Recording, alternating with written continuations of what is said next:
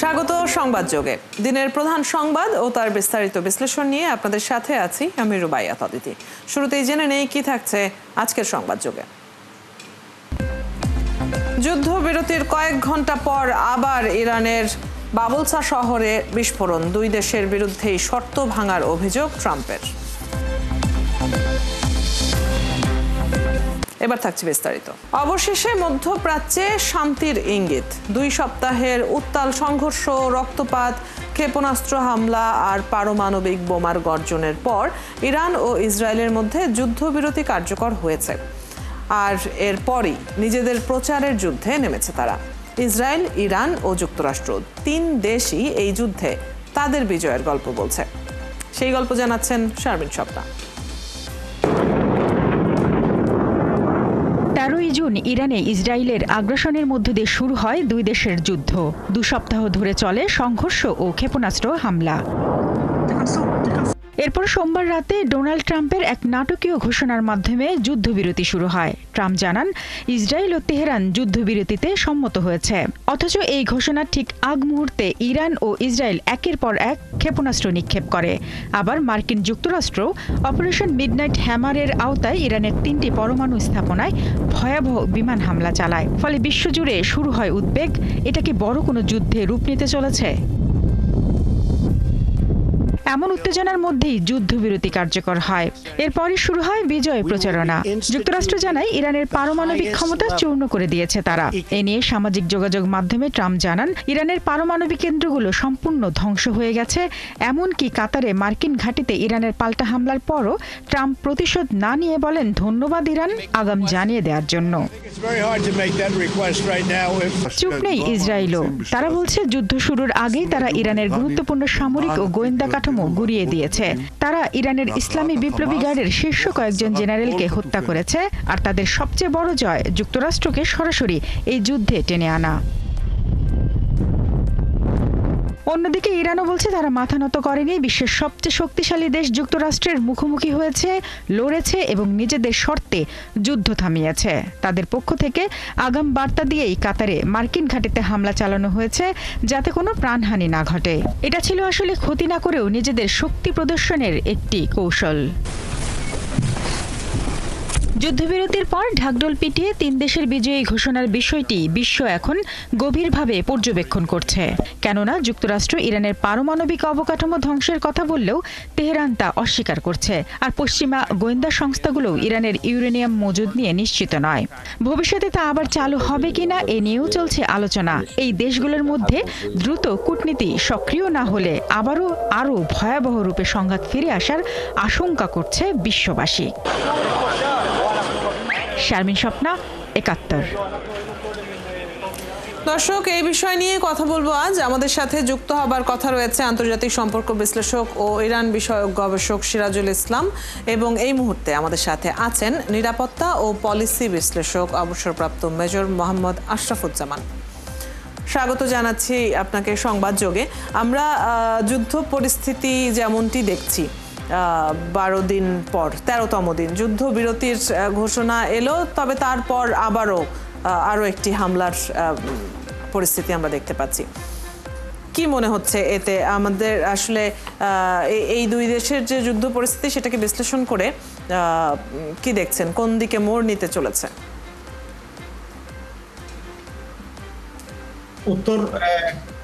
উত্তর কি সিরাজ ভাই দিবে নাকি আমি দেব? মেজর জামান আমি দেব না? আপনি বলবেন। সিরাজুল ইসলামকে আমরা এখনো যুক্ত করতে পারিনি। আচ্ছা। আসসালামু আলাইকুম, আপনাকে মোবারকবাদ এবং শুধু দর্শক শ্রোতা মণ্ডলী আপনাদেরকে সালাম ও শুভেচ্ছা। আমাকে এই অনুষ্ঠানে যুক্ত হওয়ার সুযোগ দেওয়ার জন্য আপনাদের সবাইকে ধন্যবাদ। বিষয়টা হচ্ছে যে আজকে 13তম দিন সঠিকভাবে বলেছেন, এবং এই যে বন্ধ হওয়াটা মানে আপাতত বন্ধ মানে যুদ্ধবিরতি, যদিও এটা মৌখিকভাবে সেটা তারা সব পক্ষই রাজি হয়েছে, লিখিত কোনো কিছু চুক্তি বা এই জাতীয় কিছু হয়নি। আমাদের সাম্প্রতিককালে ভারত এবং পাকিস্তানের মধ্যে যে যুদ্ধ হলো সেখানেও যুদ্ধবিরতি হয়েছে, কিন্তু সেখানে লিখিত কোনো কিছু হয়নি। সুতরাং এটা ব্যতিক্রম কিছু না। 2 নম্বর হচ্ছে খুব মজার একটা বিষয় হয়েছে যে এই যে যুদ্ধবিরতি হলো এবং উভয় পক্ষই এটা উদযাপন করছে। তবে আমার কাছে যদি মোটামুটি মূল্যায়ন চান যে এই যুদ্ধবিরতিতে অর্থাৎ যুদ্ধে কে এগিয়ে আছে সেই হিসেবে আমি বলবো ইরান অনেকখানি এগিয়ে আছে, কারণ তারা ইসরায়েলকে কোণঠাসা করতে পেরেছে এবং মার্কিন যুক্তরাষ্ট্র তারা যে দাবি করছে যে তাদের 3টা পরমাণু কেন্দ্রে যে আঘাত এনেছে তারপরে সম্পূর্ণ ধ্বংস হয়ে গেছে, বিষয়টা ওইভাবে বলা মুশকিল। এবং এই ধরনের ওনার বিশেষ করে আমেরিকান প্রেসিডেন্ট উনি যে দাবি করেছেন তার সপক্ষে তেমন কোনো যুক্তি ওনারা নিজেরাও উপস্থাপন করেননি। এবং আইইএ অর্থাৎ ইন্টারন্যাশনাল অ্যাটমিক এনার্জি কমিশনের যে পরিদর্শক দল ওটা মূল্যায়ন করছেন, ওনাদের বিবেচনায় এই ধরনের কোনো কিছু উঠে আসেনি। আর আরেকটা খুব গুরুত্বপূর্ণ বিবেচনা করার দরকার যে ইসরায়েল বা আমেরিকা খুব সহজে যে যুদ্ধবিরতিতে তারা সম্মত হয়েছে এটা না, বরং ইসরায়েল এমন এক পর্যায়ে পৌঁছেছিল যে তার পক্ষে ইরানি মিসাইল হামলা বা ড্রোন হামলা দুটাকে সামলে তাদেরকে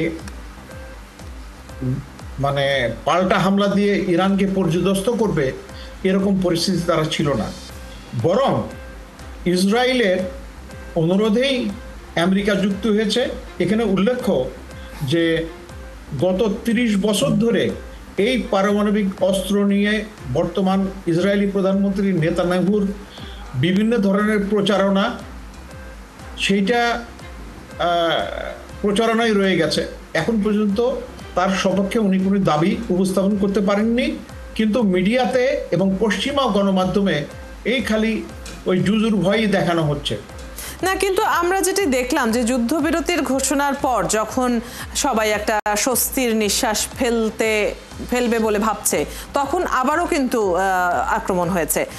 সেই ক্ষেত্রে মানে এটা তো আসলে যুদ্ধবিরতির নীতিও লঙ্ঘিত হলো এই জায়গাটিতে।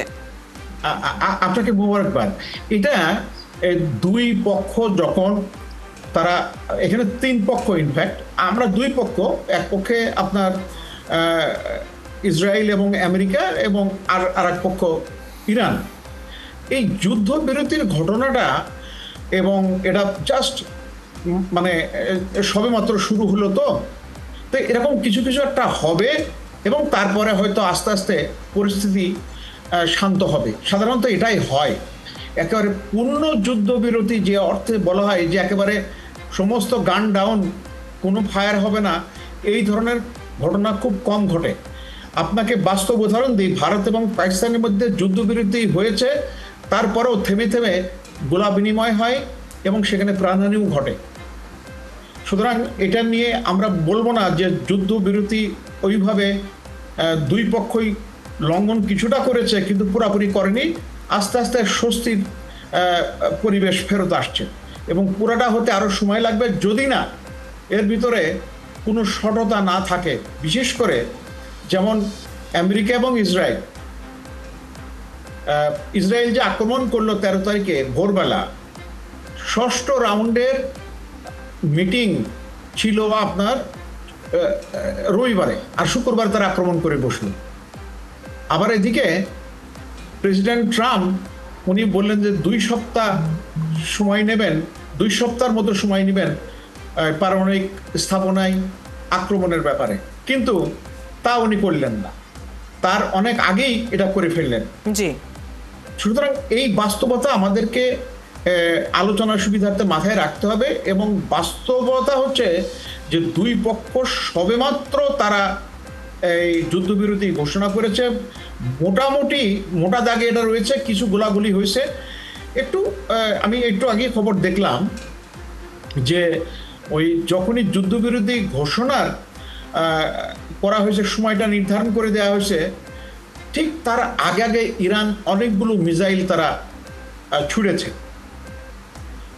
আর এদিকে আপনার ইরানে, ইসরায়েলে তারা তাদের যুদ্ধ বিজয় হিসেবে তারা পালন করা শুরু করছে, যদিও ইসরায়েলের বিজয় উৎসব পালন করার তেমন কোনো আলামত দেখা যাচ্ছে না, কারণ নেতানিয়াহুর যে এই ইরান আক্রমণের 3টা লক্ষ্য ছিল মোটা দাগে। একটা হচ্ছে পারমাণবিক অস্ত্র নিরস্ত্রকরণ, অর্থাৎ পুরোপুরি ধ্বংস করে দেওয়া। আরেকটা হচ্ছে ইরানের বর্তমান যে শাসক গোষ্ঠী আছে, শাসন ব্যবস্থার পরিবর্তন করা। ওদিকে সেই ইরানের শাহ মারা গেছেন, তার ছেলে আছে, উনি তো মোটামুটি প্রস্তুতি হচ্ছিলেন যে ইরানে কখন ফেরত আসবেন, তার কোনোটাই হয়নি। আরেকটা হচ্ছে বিভিন্ন শর্তের জালে ইরানকে তাদের যে মিসাইল প্রোগ্রাম বা অন্যান্য অত্যাধুনিক অস্ত্রের যে সম্ভার গড়ে উঠেছে, সেটার ব্যাপারেও তাদের ইচ্ছে ছিল যেন তারা এরকম মিসাইল বা এই জাতীয় অস্ত্র তারা আর নির্মাণ করতে না পারে। ধন্যবাদ। একটা আশঙ্কার জায়গা যেটা সবাই বলছিল যে তৃতীয় বিশ্বযুদ্ধের দামামা বেজে গেল কিনা, এখন এই যুদ্ধবিরতি কি তাহলে সেই জায়গাটিতে কিছুটা স্বস্তি এনে দিচ্ছে? এই প্রশ্নটা যখন যুদ্ধ চলমান ছিল তখন আমার নিজের ব্যক্তিগতভাবে আমি নিজের যেটা পর্যবেক্ষণ করেছি, ইসরায়েলের কাছে পারমাণবিক অস্ত্র আছে সে বিষয়ে কোনো সন্দেহ নাই। এটা জিমি কার্টার, প্রাক্তন মার্কিন প্রেসিডেন্ট, উনি নিজে স্বীকার করেছেন। তো মার্কিন প্রেসিডেন্ট যদি স্বীকার করেন তাহলে তো আর সে বিষয়ে কোনো সন্দেহ থাকার কথা না।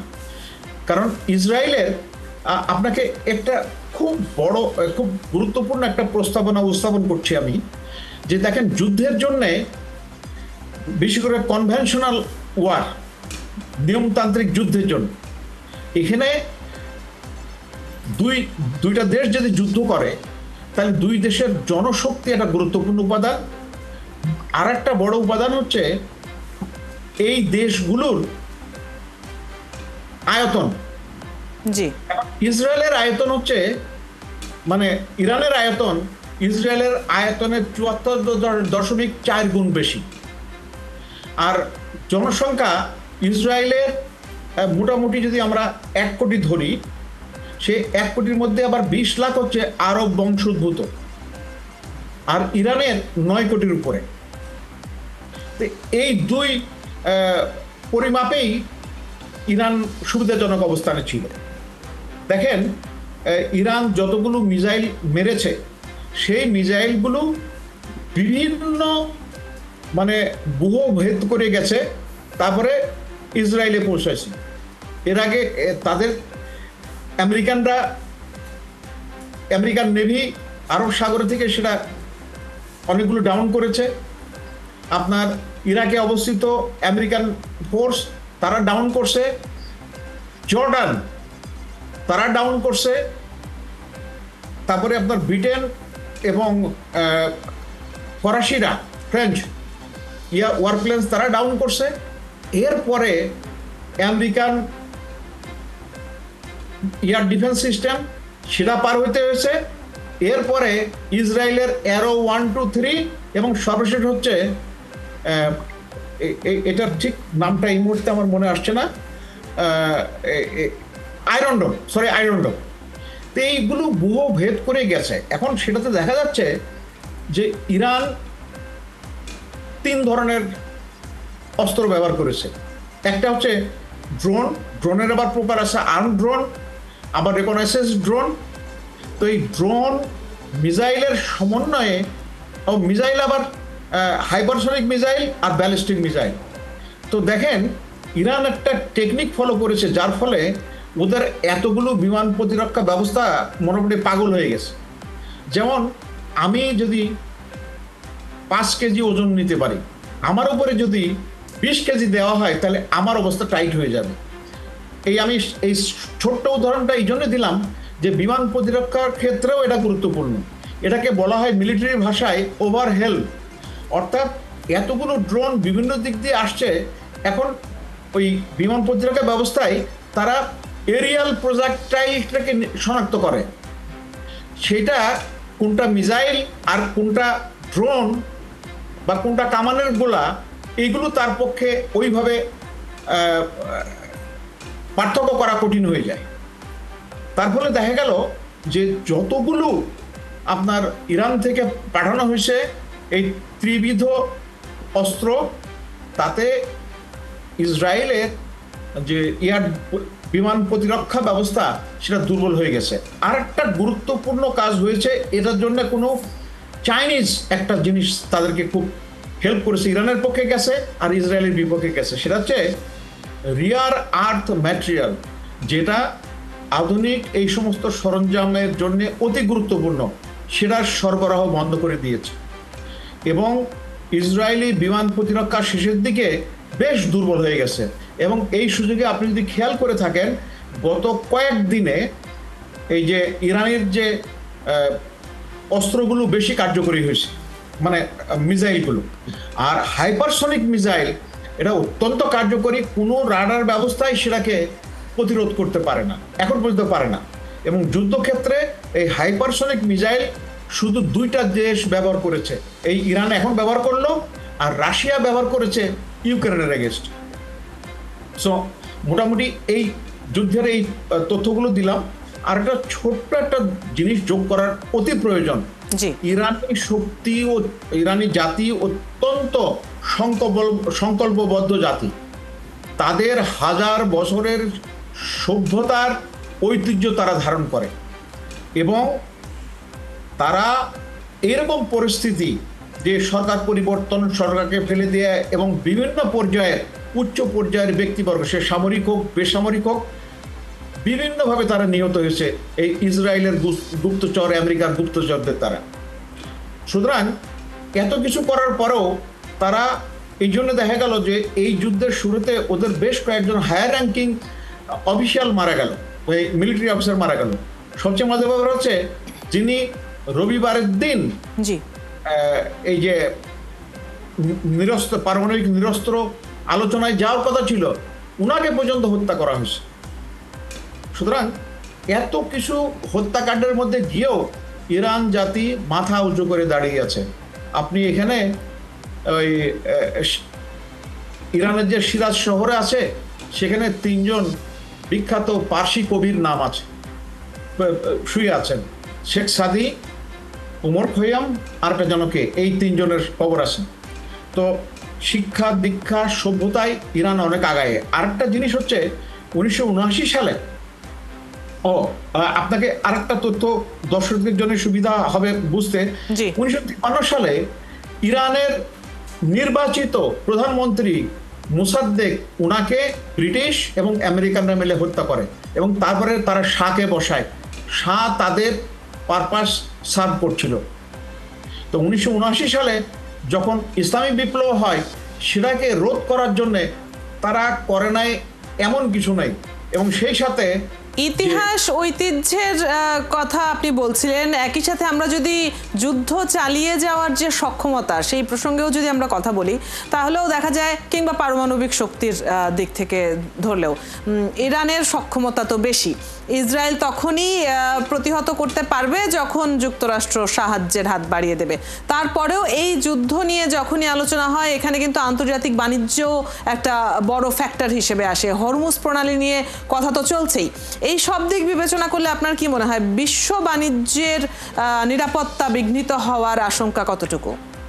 আমি সেই প্রসঙ্গে আসছিলাম। তো এখন দেখেন, হরমুজ প্রণালীটা হচ্ছে এই 20 কিলোমিটারের একটু বেশি চওড়া একটা প্রণালী। তো এইটা দিয়ে বিশ্বের 20 ভাগ তেল যায়, এবং এই তেলের একটা বড় অংশ যায় হচ্ছে এই পশ্চিম ইউরোপের দেশগুলোতে। সুতরাং পশ্চিম ইউরোপের দেশগুলো এই তেলের সাথে তাদের অর্থনীতি জড়িত। এখন তেল যদি সরবরাহ হঠাৎ করে বন্ধ হয়ে যায়, বিকল্প কোনো উৎস থেকে সেটা সংগ্রহ করা অত সহজ না। আবার এই একই উৎস থেকে ওই হরমুজ প্রণালী প্লাস যেমন ওখানে আরব আমিরাত, তারপরে আপনার ওমান, এদের তেলগুলো এই একই দিক দিয়ে যায় এবং ইরানের তেলও যায়। সেখানে ভারত এবং চায়না হচ্ছে তেলের একটা বড় ক্রেতা, জ্বালানি তেল। অর্থাৎ একটা প্রভাব তো পড়তে যাচ্ছেই, সেটি তো নিঃসন্দেহে বলাই যায়। আপনাকে অনেক ধন্যবাদ। অনেক আলোচনা হলো, অনেক বিষয় নিয়ে আপনার কাছ থেকে জানলাম। সময় থাকলে হয়তো আরো কথা হতো। ধন্যবাদ আমাদের সাথে আজকে যুক্ত হবার জন্য।